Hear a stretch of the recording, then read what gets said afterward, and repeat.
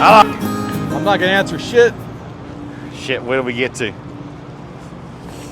How did I get my CDL? Yeah, how did you get your CDL? So, because you didn't have your CDL, didn't have any idea what you're doing, going to go in with your own authority because you weren't gonna do the mega carrier training and be gone for too long. Thanks to your wife Brenda. Good idea, Brenda. Yeah, you actually came in at about that time. That's right about when I made that post. Yep. And I think when I talked to you on the phone, Raider had offered me a job, and they were like, "Oh, you can start on Monday or Tuesday," and it was like a Thursday or Friday, and I was like, "What do I do?" And then we ended up talking. Was it a Saturday or something? Yeah. And long time on the phone, and you kind of backed up what she said. Like, "Hey, dude, from talking to you, I think you can do it. You don't sound like an idiot." A couple of other choice words you threw in there, I'm sure. You gave me you asked me a lot of questions about, and I know there were probing questions to see if I had the capital to do it. Financial situation, age, what your wife did. Yeah. Children. Yep. Do you have a lot of bills? Do you Mortgage. have 3 Harley Davidsons and a Maserati and a bass boat? Like I said, my wife's conservative, so we have, even right now, we have very few bills. Like, I thought you're in a really good financial situation to do it, and that's what I find with most failures is they're undercapitalized and they've got a lot of household debt. Like when we did it, we were pretty much debt free almost. Bought the first truck with cash, financed the trailer, which by the way that was my old trailer that I sold to, not old trailer that I sold to you, but that I bought it for $31,000, sunk about $4 or $5 grand into it on toolboxes and whatnot, sold it to you for $25 with a new set of tires on it. And so that's the other question: why flatbed? Why didn't you go dry van or think about reefer? Well, to me, like dry van and reefer would be almost like sitting in a cubicle. I couldn't see myself. The research I had done, I just could not. I watched enough videos of dudes sitting there whining about sitting somewhere for 8 hours, and I knew I couldn't do it. Okay. Like, you've heard me. I've called you on the phone. Like, I was stuck in Oklahoma for 6 hours waiting for these dudes to unload me. Yep, going out of your mind. I know I called my wife like furious. Like, my wife, the reason I call her is she talks me off the ledge. Yep. If I'm about to start doing some stupid shit. Truck drivers don't like to wait. Yeah. So, plus I wanted to be outside, and I wanted to, I missed that. I went from being an aircraft mechanic, working outside or working in a hangar, running engines, taxiing aircraft, the whole 9 yards, to inside a building with no windows. Teaching. And basically sedentary. You might be standing and clicking a few slides. And that's another thing. I weigh like 320 right now today. If I went and jumped on a scale, when I was as an aircraft mechanic, I was about 250, 245. I was always active. Started teaching, like every year, gained 5-10 pounds. Boom, boom, boom. Stacks on over the years. Yeah. And I had, like what I told you, I'm like, dude, I'm way out of shape. I'm gonna have to make sure I can do it. Blah, blah, blah. I started like going on a program, lost some weight, felt better. The reason I'm up to what I am right now is I had the eye surgery. Eye surgery, yep. A couple of months ago, and I sat around and ate fucking chips and salsa Fritos. or something. And literally before I knew it, I jumped on a scale and I'm like, damn. Well, I called you. I was securing a load, and I had to take like 5 or 6 4 breaks, and because it was hot, which it does. I sat in the truck, drank a bottle of water, got out, did a couple, got back in the truck, and I was just thankful that I had the time to get back home. The load didn't deliver till like a Monday, and it was a Thursday, I believe, maybe a Friday, but I didn't have to deliver a load till Monday, and I was like, thank God I don't have to be on the road. I couldn't do it. Were you worried about the physicality of the job going into it? I was. Since I had not done a lot, like climbing and doing stuff like that. I had been climbing on aircraft for years, and then boom, now I'm teaching. And then I was like questioning whether I could get on a trailer. You know, can I even climb in the cab of a big truck? Yep. And I actually went to a truck stop down there on 287 and asked the dude if I could hop up on his flatbed. You know. Okay. Dude's probably like, what the heck? Who the? This dumbass. He probably. I'm on YouTube right now. This dumbass asked if he could jump on my trailer. I jumped on the trailer. I'm like, okay, I can do that. Thanks, dude. Boom. I appreciate it. I didn't know if I could do it or not. And so I wanted to be outside and do stuff. And I questioned that sometimes, but I couldn't do that van or reefer stuff. I have nothing against those guys. I know they make money doing it, but just wasn't for you. Not for me. What about the securement side? How did you learn the securement? Don't tell me YouTube videos again. YouTube videos. There are several dudes on YouTube that actually put in really good effort on securement. I've seen some of them. Can I call them out? Go. Choice Mass. That guy, he plays rap music in the beginning and stuff. Some of it I like. There's a couple of his songs I've actually tried to figure out what song it is. But that dude puts out securement. Like, he used to do it a lot more, but man, he would have some kind of crazy stuff, and he would climb on the load and actually show you the load. And he would say things like, well, look at this. If I just threw straps here, here, and here, I'm not even touching this piece of steel.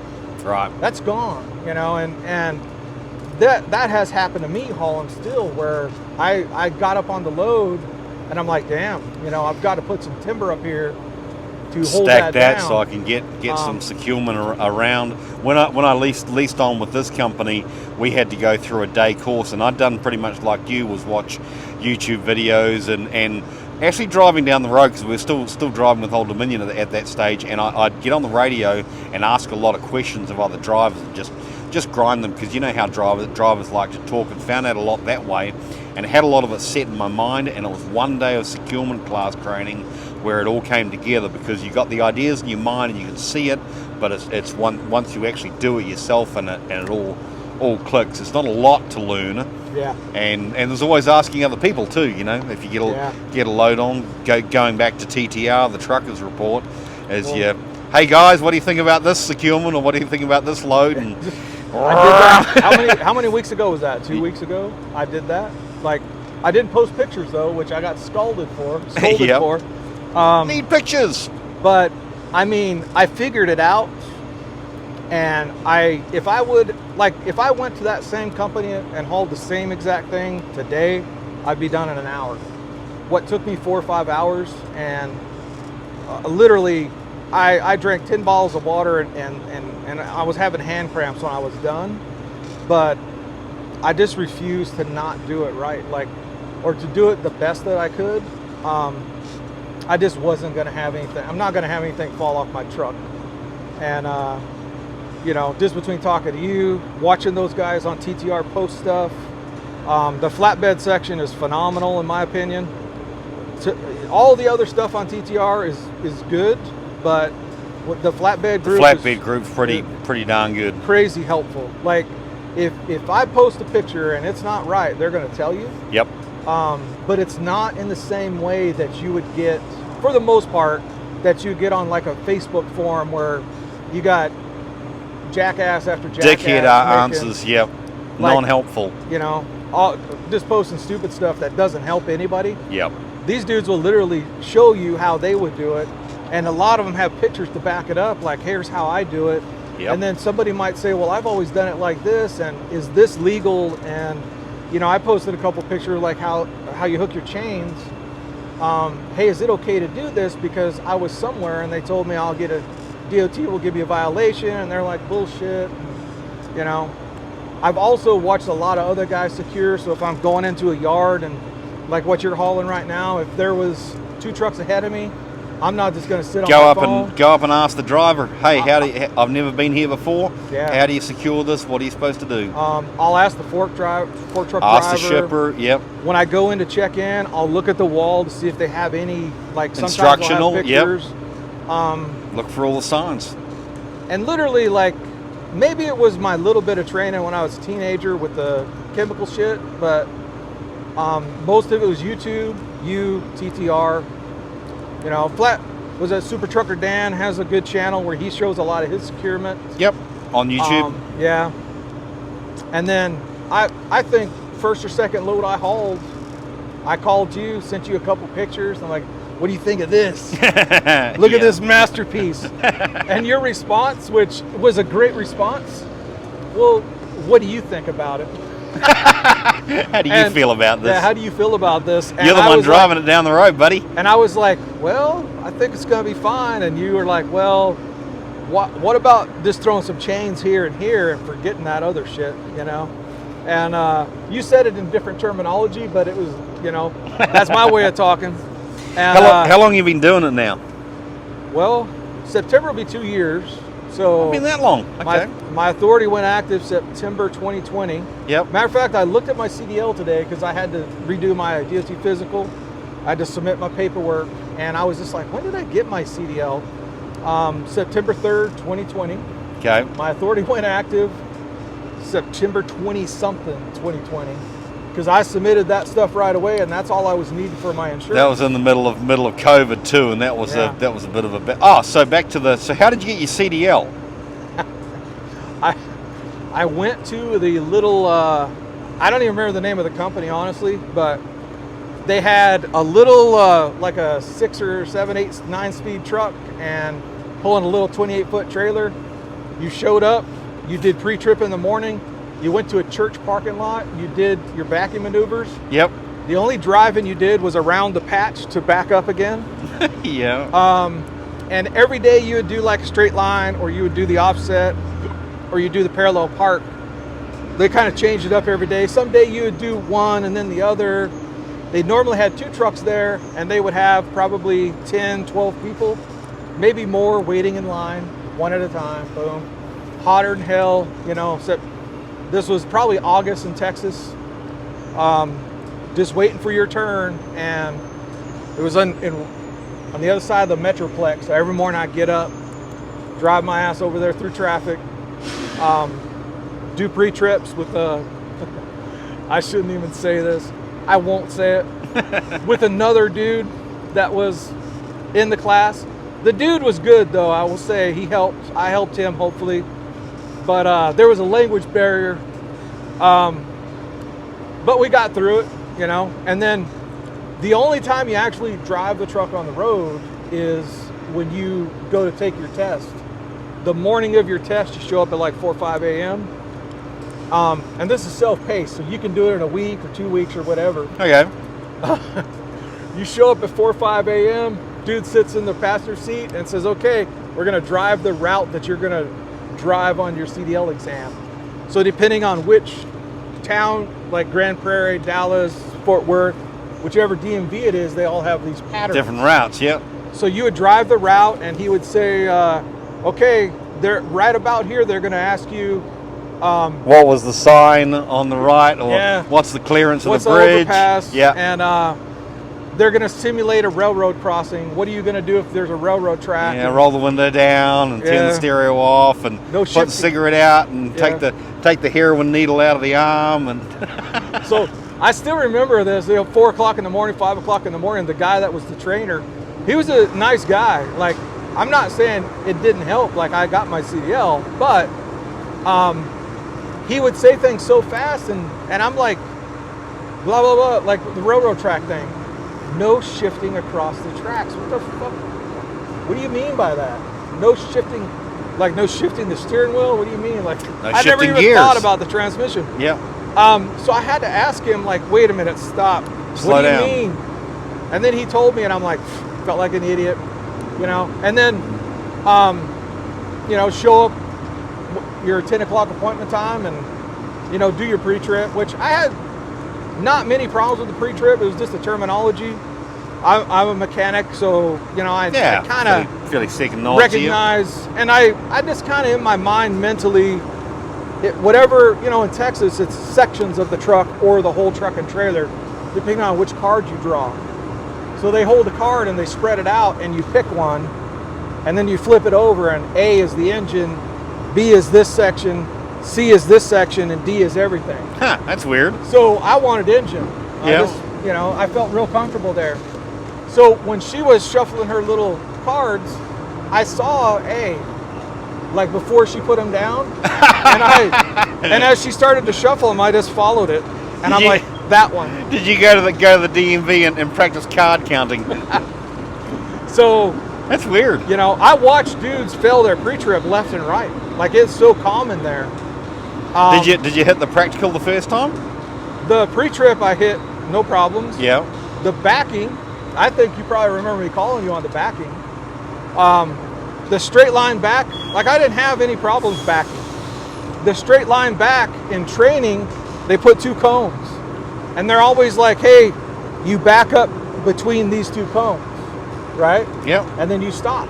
You can get out and make sure you're behind this cone, but, that's good.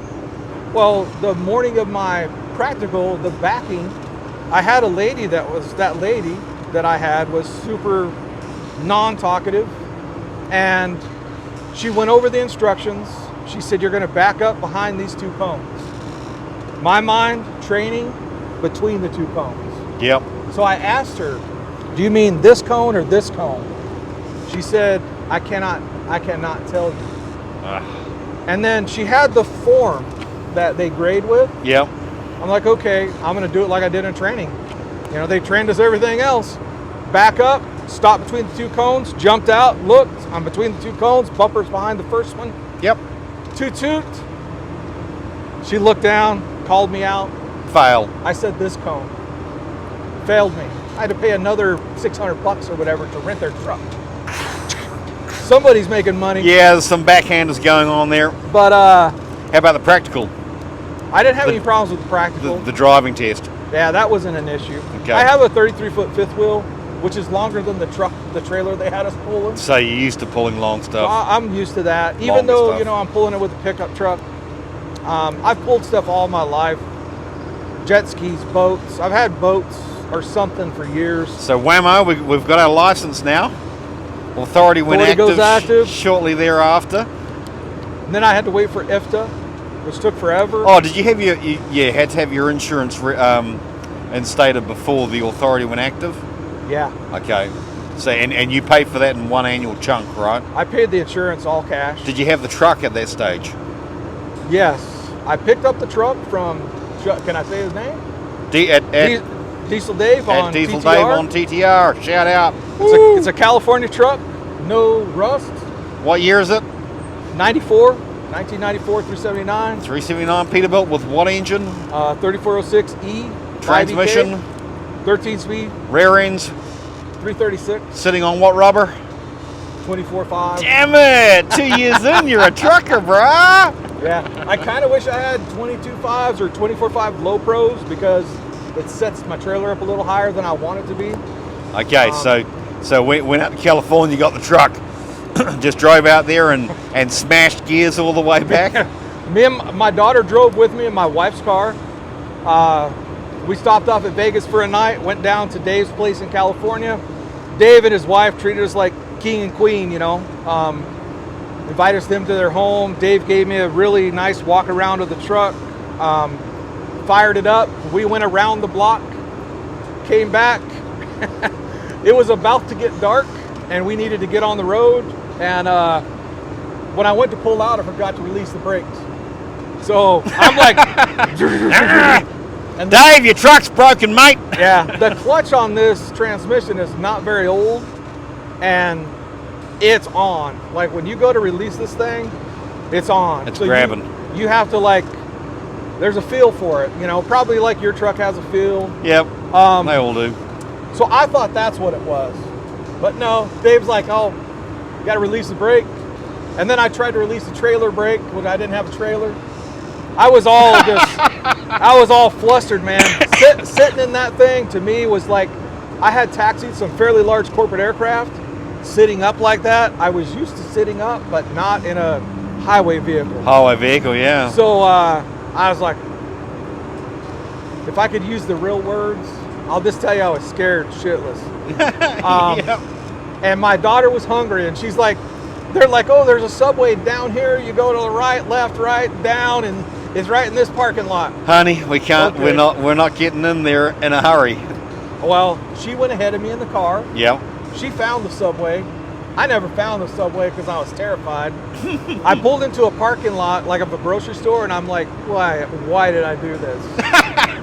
Well, now I got to get out of here, you know?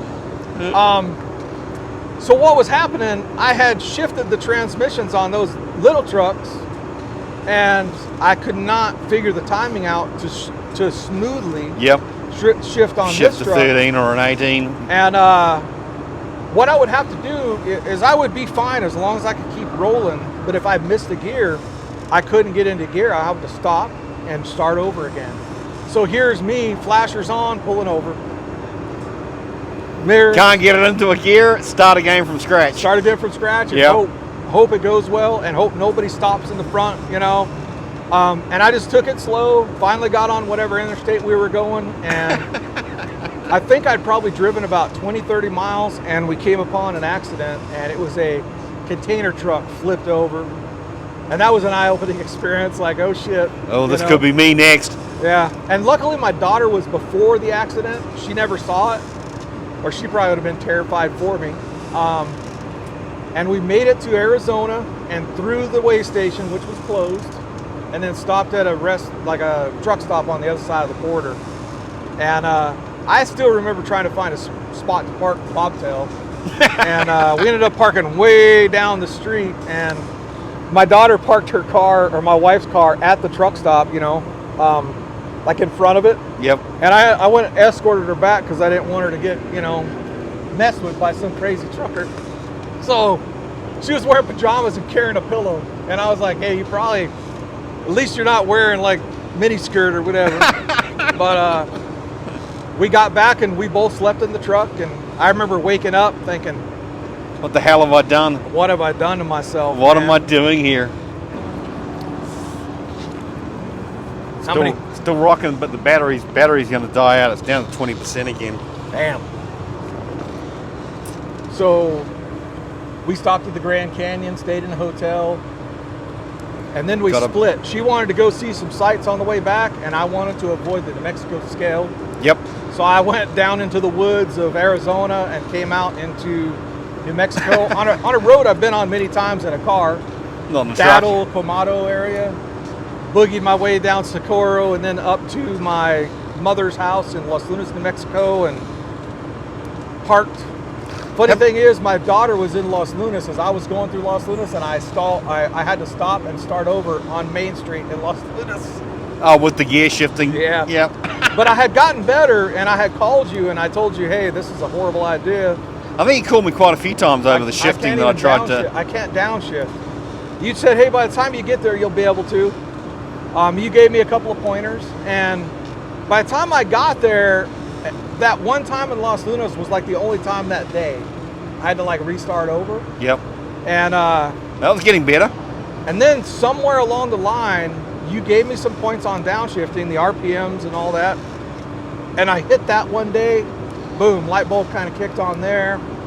And I kind of got that down fairly quickly, but the downshifting in the upper range was, I started getting that, but like when I pull into a truck stop and getting down into, you know, a third, fourth, or whatever, low range, I would always almost have to stop and stick it in gear and move again. Right. And I just knew, you know, Bonehead Truckers was filming me. But it's something you pick up with whatever piece of equipment you're running. I finally, one day, that just kind of clicked, and I'm like, it's the same thing. It's just RPMs, and you're trying to match your speed. And once I got that, every now and then I might miss a gear, but now I don't even think about it. It's just like natural. After a couple of years, how long do you think before you were? I remember with me, it was about 6 months before I felt I was proficient at smoothly shifting in pretty much any situation. Might have been a little bit longer for me because I didn't throw in the miles like crazy. I actually didn't deliver a load until December. And then not until January again. Okay. And I stayed in Texas for a couple of loads, and then I delivered a load down to San Antonio, and I was like, ain't nothing here that's paying worth a damn. So I started looking around, and I had been like on load boards every day when I wasn't driving, just to get used to areas that look good. Yep.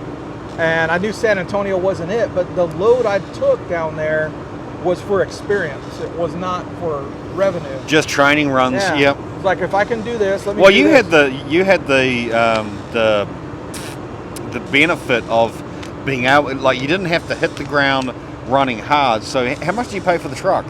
35 total. 35, and you paid 25 for the trailer off me. So you were 60 in, and that was all cash in, plus the insurance, right? 19-ish, 19 something cash. So about 85. So you actually dumped about 85 to 90 grand into it with cash savings. Yeah. To start off with, but it gave you the benefit of not having to. I have to get out. The payments are starting. Insurance payments are coming along, and rush it. Yeah. Well, let's look at what happened right after my authority. Right when I picked up your trailer, I drove up to Missouri, grabbed the trailer. You and Gretchen treated me like a king. Grabbed the trailer, started heading home. The next morning, I got a phone call I got a text message from my wife that said, "Help me." And it went to me and my daughter both, but it was jumbled. It wasn't even written correctly. Didn't make sense. And my wife had flown up to Chicago to visit my nieces and nephews and her sister. And what the fuck's going on? You know? She suffers from Addison's disease. She's Addison's disease. So we had no idea what was happening. And I called her, and she answered, and she said, "I need help. Nobody's helping me. I'm upstairs." So then I tried to get a hold of my sister. Well, at the time I didn't get along with my sister-in-law, so I tried to get a hold of my nephews, and the phone numbers I had were different people now. And I ended up calling a nephew in Florida, who then gave me his mom's number, and then the real number of my nephew that lives in Chicago on the phone. And my sister-in-law, who I now get along with, did not know how serious it was. And I said, "Hey, what's up with Brenda?" She got into adrenal failure. Yeah, and adrenal crisis. And she said she won't come downstairs. I said, "Because she can't." She said, "Well, I keep telling her to come downstairs so we can help her." She cannot come downstairs. You either need to call an ambulance or take her to the emergency room now. Yeah. So then I got a hold of my nephew, because in case my sister-in-law did not take it seriously. I'm like, "Dude, she could die. Like, you got to get her to the emergency room now." And then they all acted like they once they realized it wasn't just her with a cold or whatever. Right. They were like, "Holy shit!" And COVID was going on, so there was all sorts of protocols at the hospital. But anyways, ambulance came. She ended up in ICU in Chicago. So I had to make the decision: do I go all the way home and then go back up to Chicago, or just haul all this crap up to Chicago, park at a truck stop, and get a car? What am I going to do? And the hospital would not let me in to see her anyways because of COVID. Yep. So the decision was made: go home, let things settle down, get her car, drive back, because she cannot fly. And that's what I did. So I drove up to get her, rented a hotel, and she got released after 3, 4, 5 days. I can't even remember. Stayed in the hotel for a couple of days, and then slowly made our way back to Texas. What if that was a guy that had financed a truck and leased onto a carrier, and all of a sudden you get a family crisis comes up? That's the one that people don't think about. Sure, you got what's going to break with the truck, but hell, what breaks with a family or a child or a wife, and you got to be laid up for a couple of weeks taking care. I mean, you can't just leave them. Exactly. So this has happened, not ICU, but hospital emergency room with her in the last year and a half, 2 years, has happened multiple times. Right. We're actually going through stuff right now trying to solve the problem by doing like upper and lower endoscopies and but having this cash paid for, insurance paid all up front, gives you the leeway where you can take the time off if you need to. Exactly. So this thing sits parked. I have a little over $2,000 a month in bills that have to be paid. The insurance was my second year I renewed. It got dropped a couple thousand, I think, 2,000-3,000. I changed to Great West for Progressive because Progressive only wanted to drop it a couple $100. Yep. So I got a better deal, better insurance. Did you go through Crawford Phillips in Oklahoma City? Yep. Crawford Phillips. They've been awesome. Jeremy Hoger? Yes. Yep. Phenomenal. Any question I ask them, they have a response right away. If I need certificate insurance, boom. Yeah, they're Johnny on the spot. I got my physical with them. I enjoy them. They're good. So I decided this year to go ahead and pay my insurance by the month. And then, you have your miscellaneous bullshit that you have to pay. My parking is $125. I do use an ELD even though I don't have to. One of the reasons is I was too stupid.